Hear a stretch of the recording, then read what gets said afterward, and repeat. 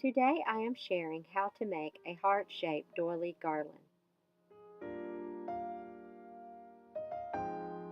For this project you will need 4 or more heart-shaped doilies, a spool of twine, and scissors.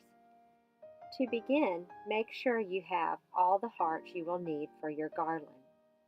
Then separate your hearts and place them on the work surface. Starting with your first heart, collect your twine and measure it out to the length of the garland that you are going to make. Then cut the other end and twist it tightly. Grab your heart and find the spot where you want to thread it through. Thread from the front to the back, then twist your thread and thread from the back through the front, like this.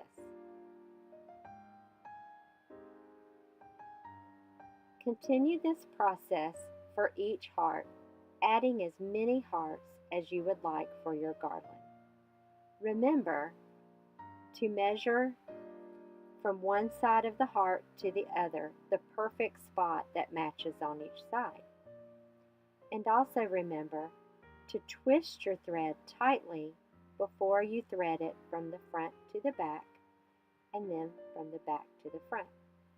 Sometimes you can hang your hearts just by one hole so that you have a dangling heart on your garland. Here's another example where I had to cut my thread and twist it tightly again. It just frays so easy that you may have to do that over and over.